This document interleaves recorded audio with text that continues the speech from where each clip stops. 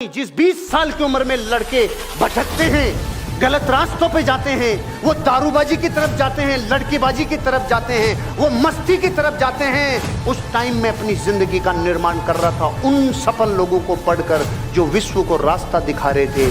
मैंने 20 साल की उम्र में वो आदतें डाली जो दुनिया के सफल लोग करते थे। 20 साल में रिजल्ट ऐसा आया, अब लोग वो आदतें डालने लग गए जो मैं करता हूँ। आज मैं आपको कह के जा रहा हूँ, अगर जिंदगी में सफल आदतें डाल ली तो सफलता को बुलाना नहीं पड़ेगा, चरणों में आके लौटेगी। Failure is an option, should be an option, but giving up is not. It is okay to be scared. It is okay to cry. Everything is okay, but giving up should not be an option. They always say that failure is not an option. Failure should be an option, because when you fail, you get up, and then you fail, and then you get up, and that keeps you going. That's how humans are strong. तो किसी ने मुझे बोला कि sir जी कामयाब होने के लिए कितना ट्रेनिंग चाहिए, तो मैंने बोला रोज, हर दिन, हर घड़ी, हर हफ्ता, हर महीना नहीं, रोज। यूपीएससी एक बात सिखाती है, जो कहना है वो करना नहीं है, जो करना है वो कहना नहीं है। अगर तुम्हारा उद्देश्य तुम्हारे अंदर उत्तेजना नहीं पैदा करता तो तुम खत्म। 4 बजे क्लास लेंगे अगले संडे से, 4 बजे सुबह, अभी ठंडा शुरू हो जाए तब लेंगे। उठो, कब तक सोओगे यार? चारों तरफ सब कुछ जल रहा है। सत्ता का नशा करो, सत्ता का। शराब, सिगरेट, गुटखा सब छोड़ दो। इसलिए नहीं कि ये नुकसान पहुंचाते हैं, इसलिए क्योंकि ये घटिया नशे हैं। नशा करो ना क्वालिटी वाला, ताकत का नशा, सत्ता का नशा। कि पढ़े नहीं बेचैन हो गए, आंसर राइटिंग नहीं की बेचैन हो गए।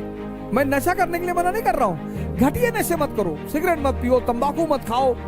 कौन कहता सिगरेट पीने से आदमी कॉन्शियस होता है? कलाम साहब तो नहीं पीते थे। कौन कहता कि महान लोग शराब पीते थे? बुद्ध, महावीर।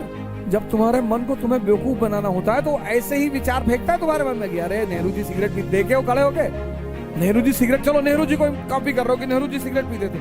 नेहरू जी ने जेल में किताब लिखी थी, तुम एक लिख के दिखाओ। आप एक पत्थर उठाइए और उस पत्थर से एक कुत्ते को मारिए और फिर देखिएगा कि कैसे वो कुत्ता डरकर भाग जाता है।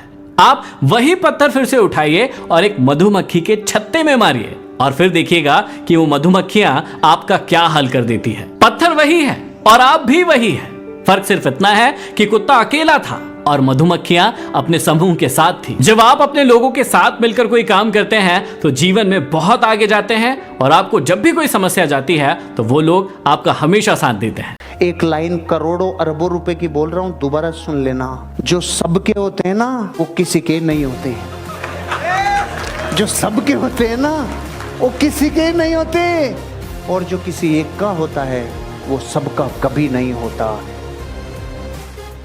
जिस दिन आपको अपने साथ रहना अच्छा लगने लग जाएगा ना, जिस दिन आपको बाहर की खिड़कियां देखने का मन नहीं करेगा, अंदर की खिड़कियां मन करने लगेगा देखने का, उस दिन आप पाएंगे कि ये काम तो बहुत बड़ा सुख है, ये दुख नहीं है, बहुत बड़ा सुख है। बुद्ध को, महावीर को, इन सबको अपने पूरे समाज से दूर भागना पड़ता था एकांत में, ताकि वो खुद को समझ सके, रियलाइज कर सके।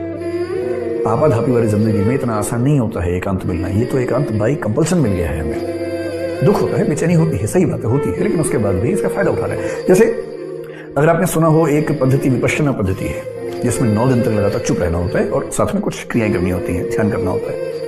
मैं तो अब तक उसमें नहीं जा पाया हूँ, लेकिन मेरे जो मित्र वहां गए, 2-3 बार गए, मैं उनसे पूछता हूँ तो वो एक बात हमेशा कहते हैं कि वहां जाएंगे तो